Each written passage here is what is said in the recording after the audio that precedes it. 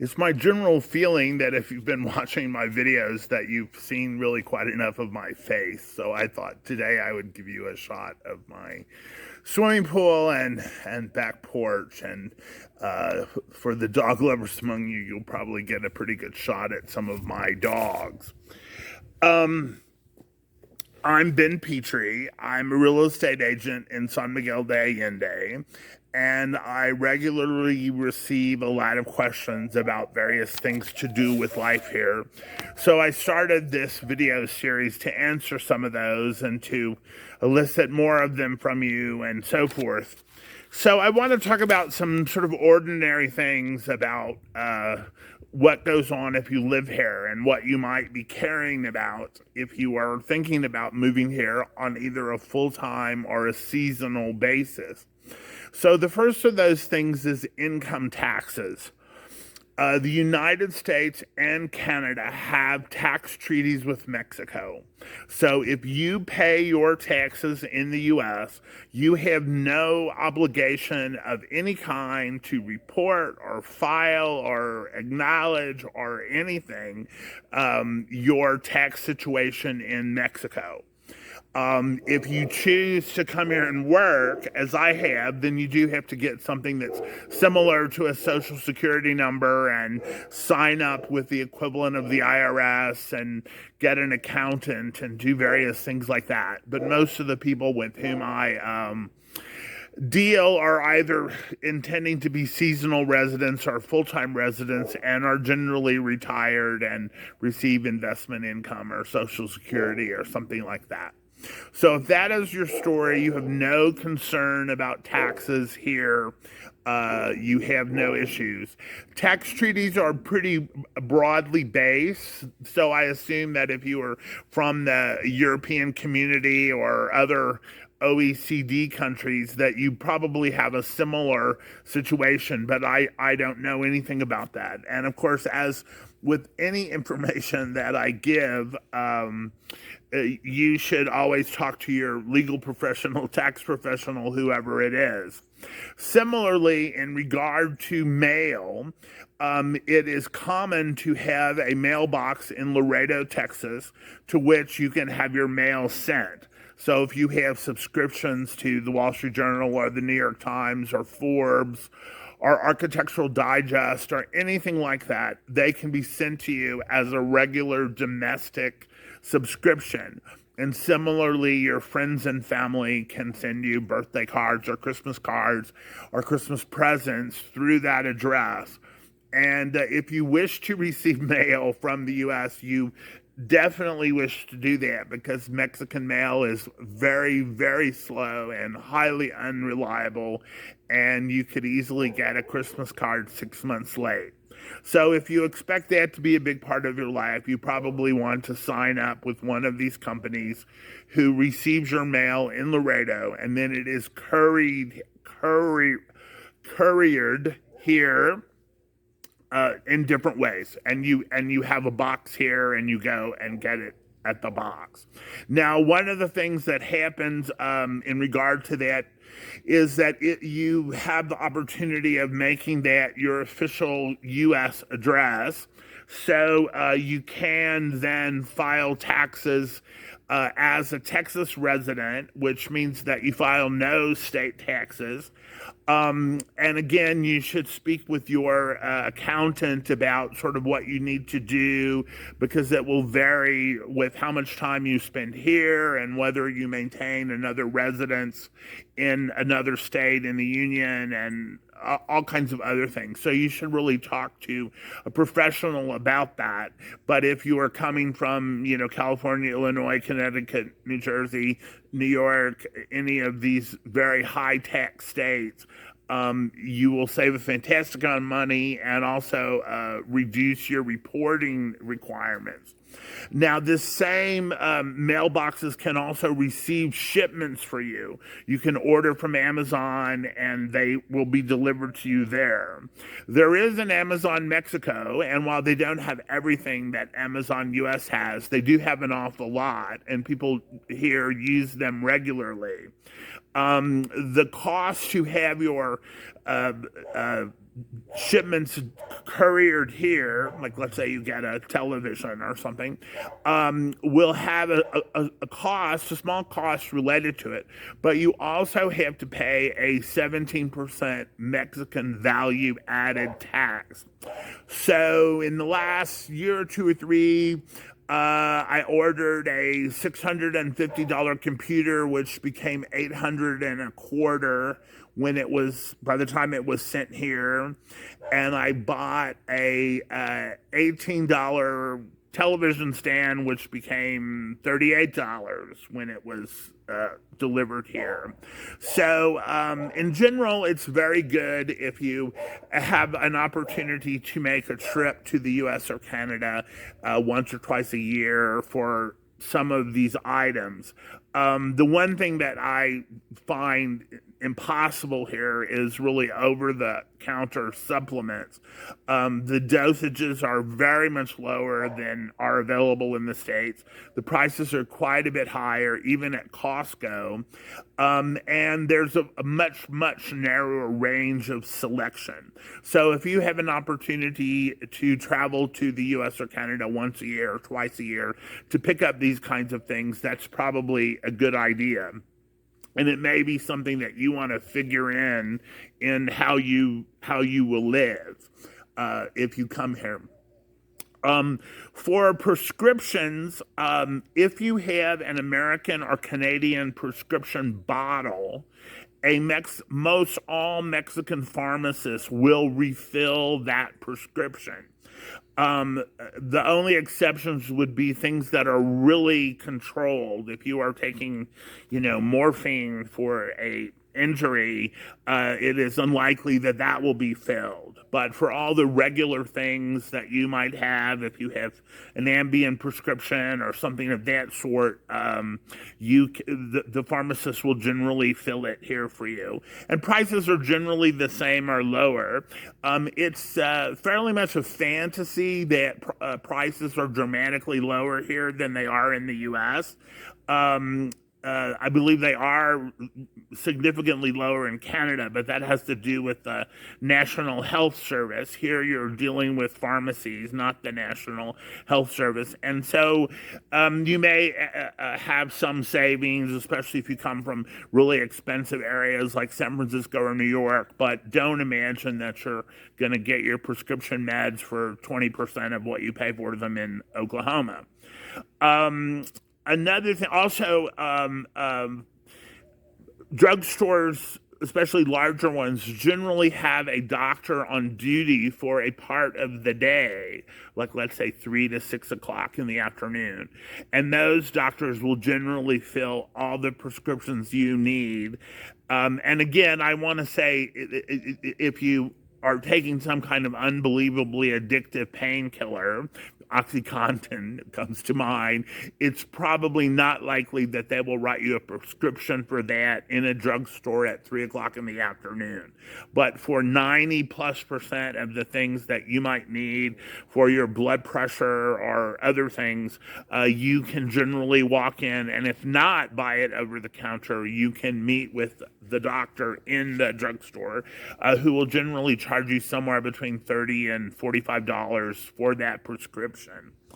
Also, it's very easy to see doctors, and again, unless you are really asking for some astonishingly addictive medication, or one that can be resold for a great profit, you will not have any trouble finding a doctor who will happily do that for you. And that generally runs around $45, and you get some time with the doctor to discuss, your issues. Another thing that comes up often is the question of banking. I do not have a bank account in Mexico, and I have not had one for something close to 15 years. I have found that the best thing you can do is use bank machines. I deal with Schwab, and I know that Fidelity does a similar thing where they reimburse all bank fees from anywhere in the world.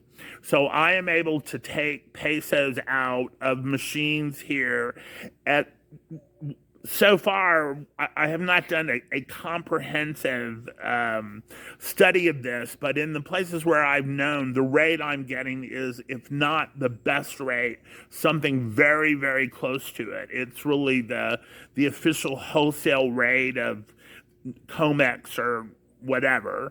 And there has been litigation in the U.S. that establishes rules for banks about what kinds of things they can charge.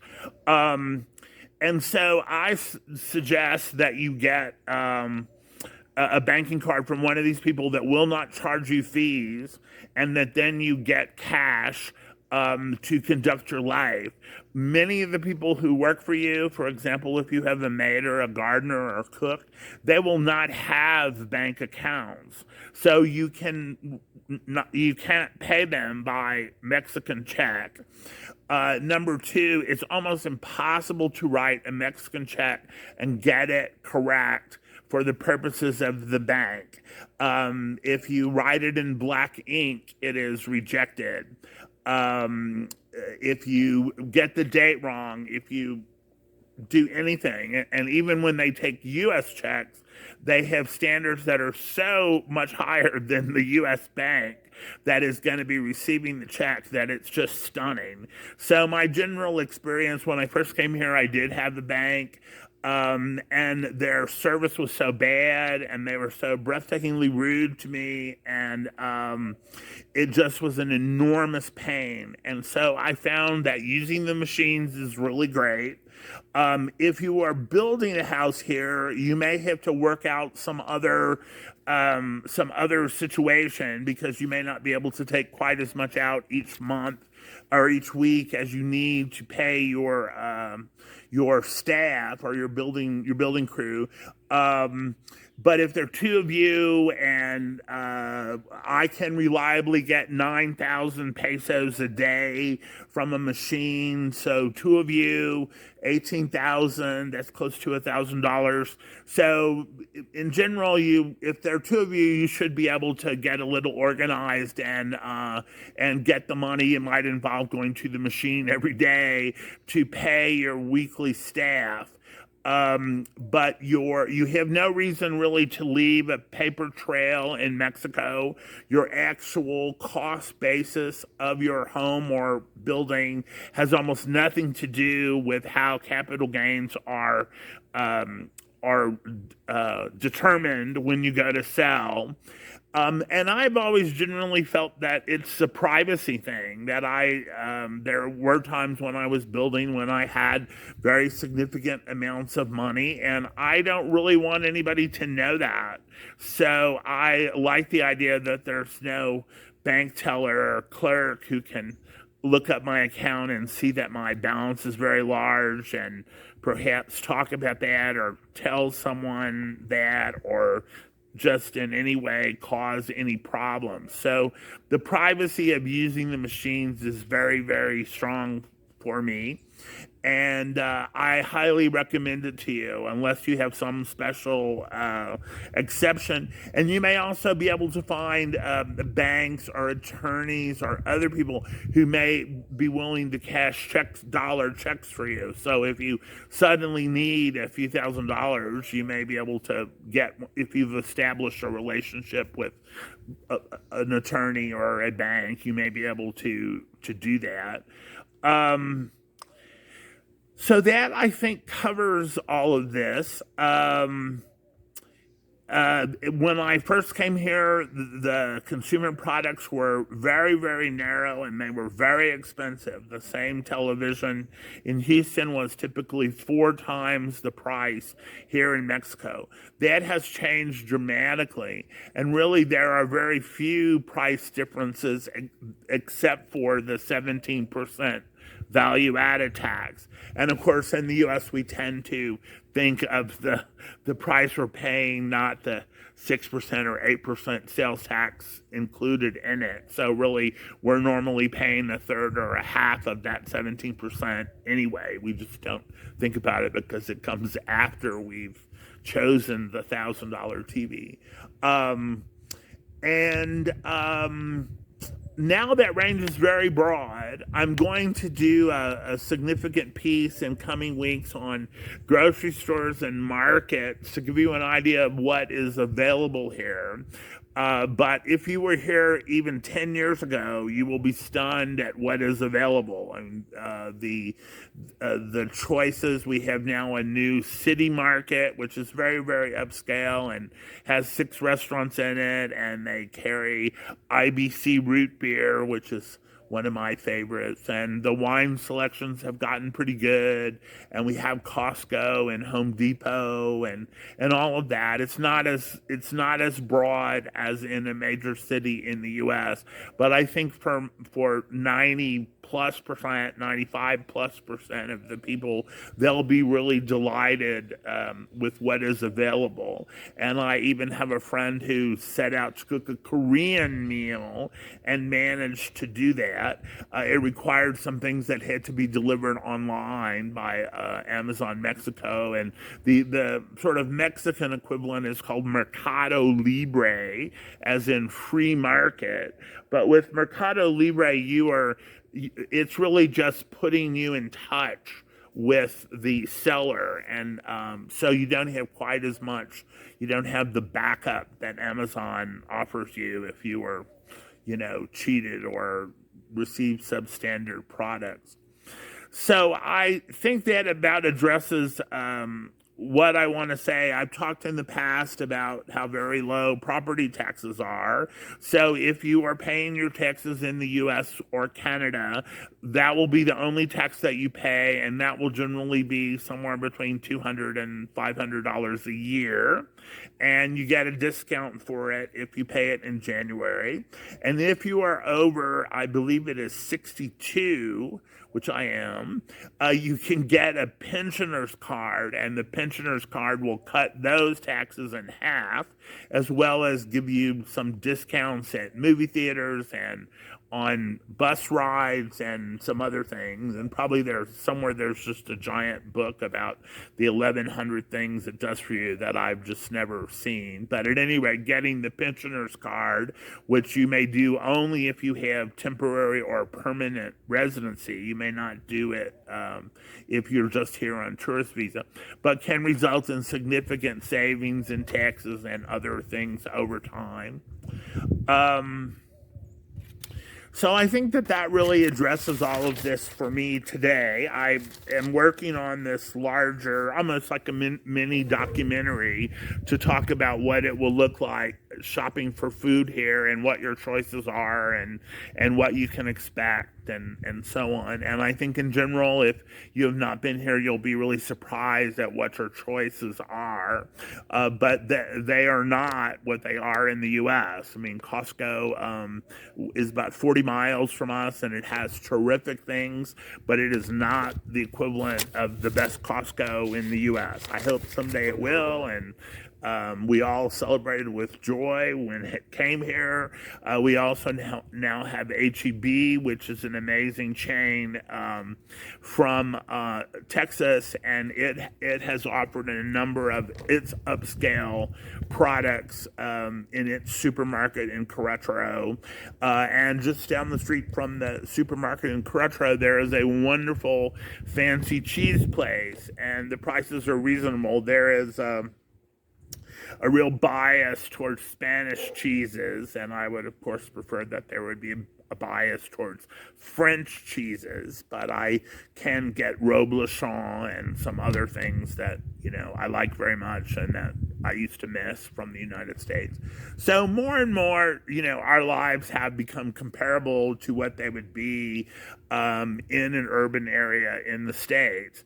And we presently have an enormous number of people here. I mean, our rental market, which of course a year ago was just gone, is now very close to full. And I am not clear whether that is people who are fleeing the winter in the U.S. and Canada in part because of AIDS, or whether they are fleeing the violence and crime and vaccine mandates and other things that have sort of come out of that. And I suspect that a goodly chunk of those people will become permanent buyers, but I don't think we'll know that for another year or so. But our market, remains busy, and there are multiple closes every week. And my friend, the property inspector, inspects the house every day. So, we're really in a very good place, and we have every reason to believe that the range of products that we're offered and the range of restaurants and services and everything that you might think of enjoying in your life in the States or in Canada is going to continue to grow. And we have a number of new hotels that are opening, and I mean, we're just in terms of everything, we have every reason to think that all the things that sort of make up regular life will get better and better. And the one exception to that is traffic, but we do have this new underpass, which has dramatically reduced traffic, at least in one area. So, for people who are looking to live in this country, enjoy the climate, enjoy the culture, enjoy the camaraderie of the expat community as well as of the Mexican community, because there are lots of people here from Mexico City and Monterrey and Guadalajara who really add a lot to the mix, and to enjoy that at a much lower cost than you are likely to in almost every major urban area in the US or Canada. Things look really good. So if you think you'd maybe like to take a look at this or imagine this, as a choice for you, we have dramatically improved internet connections over recent years, and that of course means we have dramatically improved phone connections back to your friends and family and loved ones in the States and in Canada. So it just looks very good. So I will look forward to producing my little mini documentary on shopping and what your choices are, and also I think part of that is I'm going to give you some ideas about how easy it is to live here at a lower budget, because we do have a strange kind of bimodal distribution where there are a number of people here who are here because they cannot live on their Social Security and they have nothing else. And then we have people here who come in their own planes. And so sometimes we end up talking about the fancy houses and the fancy parties and the fancy whatevers, without missing that you can, find a dwelling that you might like for $100 a month or $200 a month. So we'll try to show a little bit of that in the documentary.